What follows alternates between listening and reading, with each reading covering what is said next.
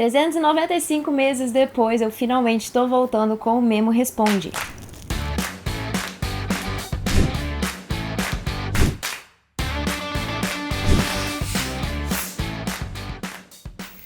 Pra quem não sabe, pra quem é novo por aqui, o Memo Responde é o meu quadro específico pra responder as dúvidas de vocês. Eu pego dúvidas que vocês deixam nos comentários dos vídeos do YouTube, nos posts do Instagram, Facebook, etc. Eu vou juntando até que eu resolvo gravar um vídeo com essas dúvidas. Só que eu não faço isso desde o ano passado, então eu tô com algumas dúvidas acumuladas, assim, eu até dei uma filtrada nas dúvidas que eu já tinha salvado, algumas que não fazem muito mais sentido. Então, assim, peguei só aquilo que eu acho que é pertinente ainda pra gente discutir aqui, filtrei e eu pretendo voltar a fazer isso, voltar a salvar as dúvidas de vocês e gravar o Memo Responde com um pouco mais de frequência. Então não esqueçam de deixar sempre as dúvidas de vocês nos comentários do vídeo, porque eu consigo tirar um print e trazer aqui pra gente responder. E é muito legal também quando vocês ajudam a responder as dúvidas, né? Muitas vezes eu gravo esses vídeos e vocês mesmos dão opinião sobre os assuntos, sobre o que vocês acham, né? Dão opinião de vocês e isso é uma discussão super legal também e eu acabo trazendo feedbacks de vocês aqui também pra gente discutir mais um pouquinho. Deixa seu like aqui embaixo, se inscreve no canal e clica no sininho para ativar as notificações e me sigam nas redes sociais para vocês não perderem nada que acontece por aqui. E se vocês quiserem apoiar o meu trabalho ainda mais e ganhar conteúdos exclusivos, vocês podem se tornar membros do canal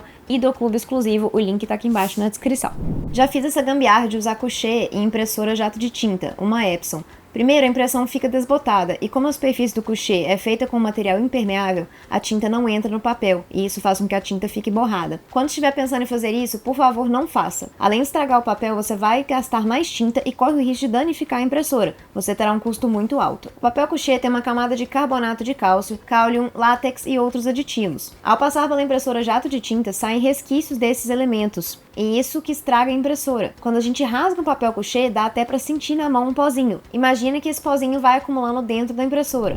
Esse aqui é um feedback que eu trouxe de uma questão que sempre aparece aqui, mas que eu gosto de sempre trazer de novo, porque tem opiniões novas, tem gente nova que chega a todo momento com a mesma dúvida, então eu acho importante de tempos em tempos a gente reativar essa discussão. Que é a questão, dá pra você imprimir papel couchê em impressora jato de tinta? Dá, até dá. Muita gente imprime, muita gente faz umas gambiarras ali, diminuir a quantidade de tinta, deixar secar mais tempo e etc. Mas é extremamente perigoso, que é o que eu costumo falar, porque o papel couchê ele não é próprio para jato de tinta. Ele tem essa superfície aí, como falaram nesses feedbacks, que é uma superfície que não é própria para as tintas jato de tinta, ok? Então não adere bem, pode sujar dentro da sua impressora tanto de tinta quanto desses compostos químicos que tem na superfície. Então, por mais que tenha formas de você fazer uma gambiarra, de imprimir o couchê dentro usando a impressora jato de tinta, não é recomendável. Você corre o risco de perder sua impressão, porque tem essa questão aí que uma coisa não adere muito bem na outra, porque são superfícies não compatíveis, e tem a questão de que você pode acabar estragando a sua impressora sim, e ter um custo mais alto de troca de impressora. Então, assim, é uma coisa que eu não indico. Toda vez que me perguntam, dá pra imprimir? Dá, mas eu não recomendo. Tá? Existem papéis próprios para impressora jato de tinta, que é o fotográfico, né? No caso, que seria o equivalente ao couchê. Então, trabalhe com fotográfico. Para que você quer trabalhar com couchê? Sabe? Não faz sentido. É melhor você trabalhar com papel que é próprio para a impressora que você está usando. Laminação com papel é bem mais barata e com um pouquinho de prática fica ótima. Eu uso offset 90 gramas. E se a laminação não der certo, é só colocar o tecido num balde com água, que o papel vai derreter e sair com facilidade. Aí é só colocar para secar sem torcer e pronto, pode laminar de novo. Estamos usando o método de colagem de papel, mas acho que da entretela adesiva é melhor. É preciso ver a questão quão mais caro fica, porque a cola de artesanato também é cara. Usar bastante às vezes estufa e você perde parte do tecido laminado, e sem contar que nem sempre fica bom. Se você fizer a laminação do tecido respeitando tanto a fibra do tecido quanto do papel, ficará perfeito. Eu tinha esse problema antes, não entendia porque às vezes funcionava e outras não. Esse feedback é especificamente sobre laminação de tecido. Eu nem lembro exatamente em que post que foram feitos esses comentários, eu acho que foi num post específico de formas de tratamento de tecido, honestamente, como já tem bastante tempo que essa dúvida tá salva, eu não lembro exatamente onde é que foi. Mas, se eu não me engano, realmente foi nesse post de proteção de tecido, né, como que você prepara o tecido para encadernação. E normalmente, Geralmente, eu indico fazer a laminação do tecido com a entretela adesiva, que eu gosto mais, é um processo que eu acho mais fácil e que dá um resultado melhor, tá? Porém, é um método mais caro, porque a entretela é mais cara, certo? Mas assim, muita gente, inclusive essas pessoas que comentaram, né, preferem fazer a laminação com papel, porque é um método muito mais barato, que é basicamente você passar cola ali no papel e passar e desenrolar por cima do seu tecido e depois vir com ferro ali só para fazer o acabamento final, que é mais ou menos o mesmo processo, na verdade, da entretela adesiva, mas a entretela adesiva é uma entretela própria que já tem um adesivo, não precisa de cola, e eu acho que funciona muito mais fácil para você colar ali e dar um acabamento melhor. Então, o pessoal fala aí que realmente a de papel é só uma questão de prática, é você fazer mesmo ali, igual praticamente tudo na vida e na encadernação principalmente, que é uma questão de você praticar. É uma coisa que eu não faço muito porque eu não trabalho com tecido, eu quase não faço nada de tecido, então pra mim não faz sentido gastar tempo e tecido e papel e cola e etc pra fazer esses testes. E tem uma questão que eu sempre falo aí, que a segunda pessoa, não, a terceira pessoa, não sei, até comentou aí questão de dar bolha no tecido, né? Que é uma questão que eu tenho muito problema quando eu vou fazer a laminação com papel, que costuma dar umas bolhas ali no meio que eu não consigo tirar, mesmo passando ferro ali e tudo mais. Fica aquelas bolhas e eu acabo estragando a laminação por conta disso. Tem essa dica aí, acho que da Lina, se eu não me engano, que você pode molhar o tecido, que é o papel sai e você consegue depois deixar o tecido secar e refazer a laminação. Então tem essa opção aí que você não perde o seu tecido se você estiver fazendo essa laminação em papel. Porém, de qualquer forma, eu não sabia disso antes, né, primeiro, então assim, eu não sabia que tinha essa opção de molhar pra tirar a entretela, então fica essa dica, mas eu tenho muito essa questão de dar bolhas, então é um dos motivos, na verdade é o principal motivo por eu não gostar da laminação de papel, mas aí veio essa outra pessoa e falou que basta você alinhar a fibra do papel com a fibra do tecido para que isso não aconteça. Porém, é uma coisa complicada, né, porque nem sempre você vai ter o papel no tamanho que você precisa com a fibra certinha, no mesmo sentido do seu tecido, para que você encaixe ali perfeitamente. Isso funciona se tudo o universo se encaixar, né? Você tem um tecido do tamanho que você precisa e um papel do tamanho que você precisa, os dois com a fibra no mesmo sentido. Então aí nem sempre acho que vai ser viável, tá? Depende aí do tipo de projeto que você faz. Mas se você trabalha bastante com tecido, né? Assim, o seu revestimento primordial, por exemplo, pode ser interessante observar essa questão aí para ver se realmente faz diferença no resultado da sua laminação. Você sabe se posso usar essa cera por cima da impressão em jato de tinta num papel de desenho? A cera que ela tá falando aí é a cera microcristal, que é uma cera que eu já mostrei aqui, usada muito para fazer proteção de papel, quando é caso, por exemplo, de papel de scrapbook, etc., quando você não tem opção de laminar, né? Então é uma forma de proteção secundária que eu indico para quem não consegue fazer nenhuma das outras. E aí ela perguntou sobre a possibilidade de passar essa cera em cima de uma impressão jato de tinta, que é uma coisa que já tinha me perguntado também, me perguntaram recentemente dentro do curso, né? Os alunos me perguntaram e eu resolvi fazer alguns testes. Eu fiz 2 testes, primeiro passando em um papel fotográfico com impressão jato de tinta, que já era uma coisa que tinha me perguntado se era possível usar essa cera para fazer proteção de papel fotográfico, então eu fiz esse primeiro teste, e depois eu fiz um teste também numa impressão, num papel poroso, que era um papel, eu não sei se era avena ou se era pólen, tá? Eu não tô lembrando, mas enfim, um papel poroso, com impressão também jato de tinta. Então fiz esses 2 testes, fiz primeiro pros alunos, né? Mostrei direitinho como é que era, qual que era o resultado, minha opinião, etc. E eu vou compartilhar aqui com vocês também. E a minha opinião é o seguinte: a cera, ela funciona bem, pelos testes que eu fiz aqui, sim, na impressão jato de tinta. Eu não tive problema da mancha, tá? Da impressão sair do lugar, né? Nada do tipo. Porém, os papéis que eu usei aqui para fazer esse teste, eles já estão secando há um tempo, eles já estão aqui há um tempo, tá? Então, assim, é realmente um tempo, assim, semanas, tá? Que são de projetos aí que eu já fiz, que eles estavam aqui projetos que deram errado, que aí acabou que não usou, e aí eles estavam aqui de rascunho e eu aproveitei para fazer os testes. Então, eles já estão secando há muito tempo.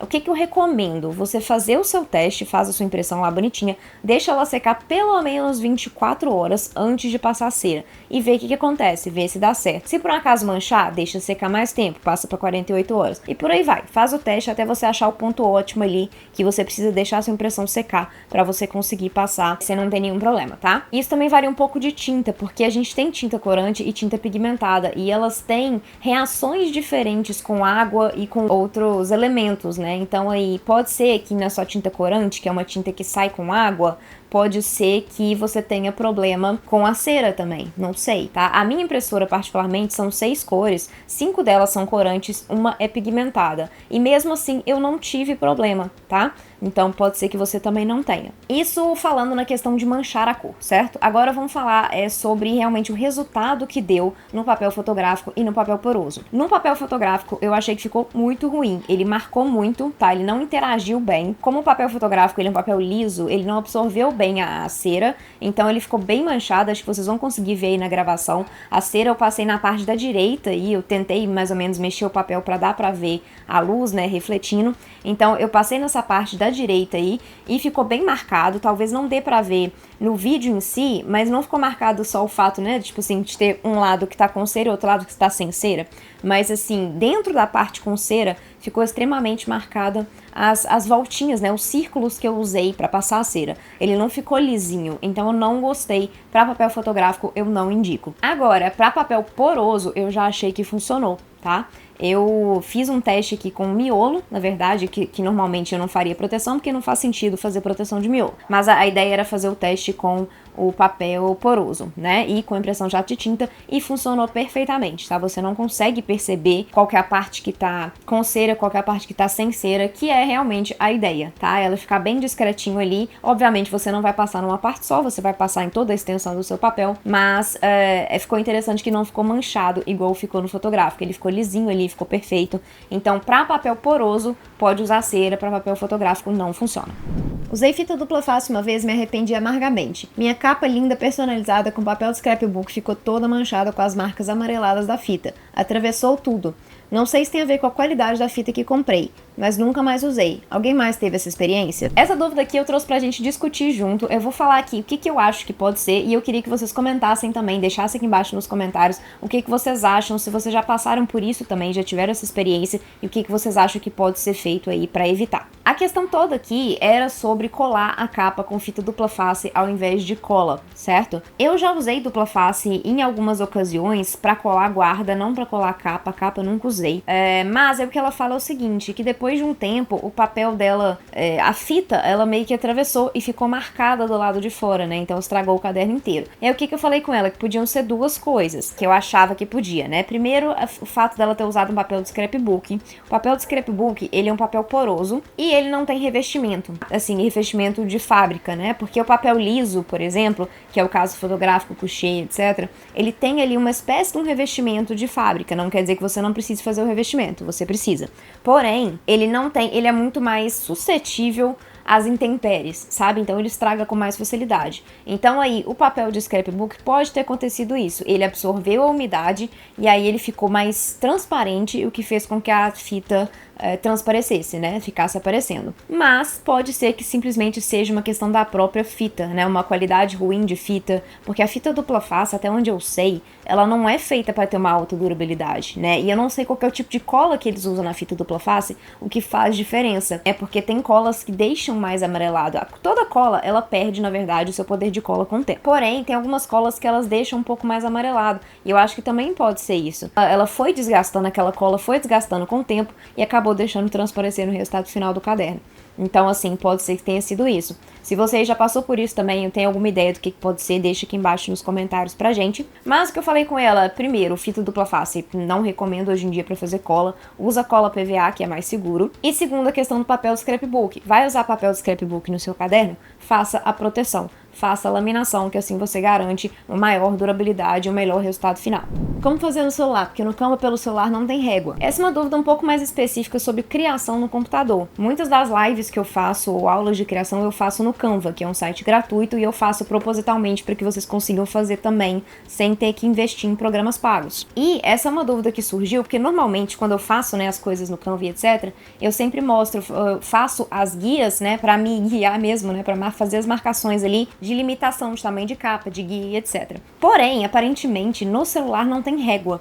Porque quando a gente vai no computador, você tem a opção lá de ativar suas réguas e aí você puxa para poder fazer as suas guias. Porém, isso não existe no celular aparentemente. Então, a gente tem duas opções de fazer isso no celular. a gente pode fazer criando guias. Você tem a opção de criar guias personalizadas, tá? Dentro do Canva você vai nas configurações aí e você tem a opção de criar guias personalizadas. E aí você pode brincar com aquilo ali e tentar achar uma forma de colocar as guias na posição que você precisa. Guias personalizadas não, acho que é margens personalizadas, tá? Se eu não me engano. E aí você tem essa opção, você seleciona ali as medidas e tudo mais e ele vai criar aquelas margens para você. Porém, eu acho que ele não é tão adaptável, tá? Você não consegue mexer tão bem como você consegue mexer nas guias no computador. Então, a gente tem uma segunda opção, que é criando formas e bloqueando essas formas. Você vai fazer o quê? Você vai procurar ali dentro dos seus elementos no Canva os retângulos, né? E vai achar um retângulo que seja somente contorno, né? O que tem uma opção de você deixar ele somente no contorno. E aí você bota um contorno de uma cor chamativa, tá? De uma cor diferente do seu da sua capa. Então, se a sua capa, sei lá, é roxa, bota ela de verde, bota de amarelo, uma coisa que vai aparecer para você não esquecer de tirar isso antes de imprimir, tá? E aí você cria o seu retângulo do tamanho que você precisa que seja a sua guia, né? E aí você posiciona ela na posição que você quer, né? Que você também quer que ela fique, e tranca essa forma. Porque aí quando você tranca, ela não vai mover do lugar e aí você vai conseguir usar ela como uma guia também, assim como você usaria no computador, tá? É mais chato do que no computador é muito mais fácil, mas se você não tem um computador, né, não tem outro jeito de você fazer, você vai ter que gastar mais tempo fazendo isso aí. O importante é que você consiga fazer com um programa gratuito, tá? Então, assim, vai dar mais trabalho? Vai, mas você vai conseguir fazer. A linha encerada pode ser substituída pela linha corrente 00 ou de pipa. Nesse caso, vai depender do tipo de encadernação. Para encadernações externas, estilo Copta, por exemplo, long stitch, French link, etc., eu não recomendo você usar outra linha diferente da encerada, porque como é uma costura exposta, tem que ficar bonito. Então a linha encerada ela vai fazer esse papel muito melhor, que é uma linha ali de mais ou menos 1 milímetro de espessura, ela coloridinha, vai dar um acabamento legal. No caso da linha corrente e a linha de pipa, eu recomendo usar somente para encadernação lombada quadrada, que vai ser uma encadernação fechada, que você vai passar cola ali, botar lombada e etc, e vai ficar fechada, porque ela é mais fina e ela fica discretinha, ela não interfere no resultado final do seu caderno de lombada. Então, essas linhas, linha corrente, linha pipa para caderno de lombada fechada, que a costura não vai aparecer, e a linha encerada para encadernações externas ou que a costura vai aparecer. Para encadernar um livro de umas 400 páginas, você recomendaria essa encadernação com a cola mais potente ou imprimir os livretos menores e encadernar tudo com outro método como o de costura? Quero dar de presente para uma amiga o livro que ela escreveu e sonha em publicar de forma física. Essa pergunta foi feita no meu vídeo de encadernação sem costura, que é uma encadernação que muita gente procura porque ela resolve muita coisa, né? Quando você já tá trabalhando com um caderno pronto, um livro pronto, ou você não pode dobrar as folhas ao meio e etc. Porém, nesse caso, ela me perguntou se seria possível fazer um caderno com um livro com essa encadernação, sendo que ele tem 400 folhas. Eu não recomendo, tá? Para livros grandes, eu não recomendo. Eu acho que você precisa trabalhar sim com encadernação com costura. Não quer dizer que não vai segurar, porque a encadernação sem costura, se ela for bem feita, né, com uma cola boa, com ranhuras para você colocar a linha ali para ajudar a segurar, etc., ela fica bem durável sim e demora mais para soltar. Mas ela demora mais para soltar. As folhas vão soltar eventualmente, porque ela só tá presa com a cola, e como eu já falei aqui, a cola perde a sua força ao longo do tempo, ela vai soltando, e você precisa refazer aquilo ali. É por isso que livros antigos vão soltando nas folhas, porque normalmente são livros sem costura e que a cola vai perdendo a potência. Então, tem essa questão, ela vai soltar com o tempo, enquanto a encadernação costurada, ela não vai soltar, porque ela tá costurada. Ok? A cola, por mais que ela vá perder a sua potência e também ao longo dos anos, os bloquinhos em si, porque você vai fazer vários bloquinhos, né? Costurar um no outro e depois colar. Então, os bloquinhos não vão soltar. As folhas estão dobradas ao meio, elas não vão soltar, tá? Então, assim, eu recomendo mais para cadernos que são maiores, com muitas folhas e que tem que ter uma durabilidade maior, eu recomendo fazer realmente a encadernação com costura, não fazer essa sem costura, mesmo que você faça todo o processo muito bem feito, eu não acho que seja uma boa arriscar, sabe? É melhor realmente trabalhar com a encadernação costurada. Qual o tamanho do papel que você usou para revestir por dentro? Eu gostaria de saber se existe offset maior, por exemplo, para eu fazer um álbum maior, porque as folhas são dobradas ao meio, né? Não fica muito pequeno. Eu fiz um projeto de álbum há um tempo atrás e eu mostrei realmente que era um álbum maior, ele tinha uma dimensão um pouco maior, eu precisei de folhas maiores E essa é uma questão que muita gente tem quando vai trabalhar com encadernação e quer fazer álbuns maiores. Se você já for trabalhar com algum tamanho que seja um pouco maior do que o A4 ou que seja um pouco mais comprido, né, alguma coisa assim, você já começa a ter problemas, tá? Para achar folhas específicas maiores, porque você tem que dobrar o meio. Então, na verdade, você precisa de uma folha do dobro do tamanho, o que dificulta bastante. Então, o que eu recomendo? Eu vou passar para vocês o meu fornecedor, que é onde eu compro as minhas folhas maiores, porque eles vendem a folha 66 por 96, que é uma folha grande, que é o tamanho de fábrica, certo? Então ele vai resolver, assim, todos os seus problemas, todos os seus projetos, tá? Você vai conseguir fazer com esse papel. Então 66 por 96. Meu fornecedor é a Unipel Papéis Especiais. Eu vou deixar o link aqui embaixo com cupom de desconto para vocês também. E uma coisa que é legal é que eles cortam papel no tamanho que você precisa. A maior parte das vezes, eles fazem esse corte gratuitamente. Você tem que entrar lá no site e ver se eles estão fazendo no presente momento gratuitamente. Na maior parte das vezes sim, mas às vezes você vai ter que pagar uma taxinha a mais aí para já cortar o seu papel, e eles cortam no tamanho que você quiser, ok? Então, isso é legal para você não ter que gastar o tempo cortando seu papel, né? É uma coisa que eu tenho feito, mesmo que eu tenha que pagar mais para isso, eu prefiro pagar do que gastar o tempo cortando papel. Ainda mais papel que é grande, para você colocar na mesa ali e você marcar todas as dimensões que você precisa cortar, aí você vai lá e corta, vai gastar muito tempo, então às vezes é melhor pagar alguém para fazer isso, porque aí eles têm uma guilhotina industrial, eles fazem isso rapidinho, e aí fica muito melhor para todo mundo, tá? Então, isso é legal também, que aí se você já sabe a medida do seu álbum, eu preciso da folha de tamanho X por Y, né? Enfim, aí eles vão lá, cortam, já te mandam cortadinho, facilita demais o trabalho, tá? Então o link tá aqui embaixo. Estou usando o Couché 250 gramas para capa, mas ele lasca muito nas arestas, craquela muito fácil e fica os machucados na impressão. Alguma dica de papel ou proteção para reduzir isso? Aqui a gente tá falando mais uma vez de proteção de papel, né? E uma questão que eu falo sempre é que todo papel precisa ter proteção para você usar nos seus cadernos, senão ele vai acontecer isso, ele vai dar uma craquelada, ele vai desgastar com mais facilidade, ele vai desbotar mais fácil, então você precisa sim proteger todos os papéis que você usa para capa de caderno, independente de qual papel seja, mesmo quando ele é couché, quando ele é fotográfico, que já tem uma superfície ali um pouco mais protegida de fábrica, você precisa sim proteger. E aí você protege com laminação a fria, com laminação a quente, com a cera microcristal, que a gente já falou aqui, mas que não é o método que eu recomendo mais. Esse é o último método, caso você não consiga nenhum dos outros dois iniciais. Em alguns casos, você pode também tentar fazer proteção com verniz, tá? Spray, líquido, etc. Tem gente que faz, eu particularmente não gosto também. Eu acho que eu colocaria o verniz mais ou menos ali pau a pau com a cera, tá? Assim, protege bem, mas dá muito trabalho, tem que saber manusear, etc. Eu não acho que vale a pena.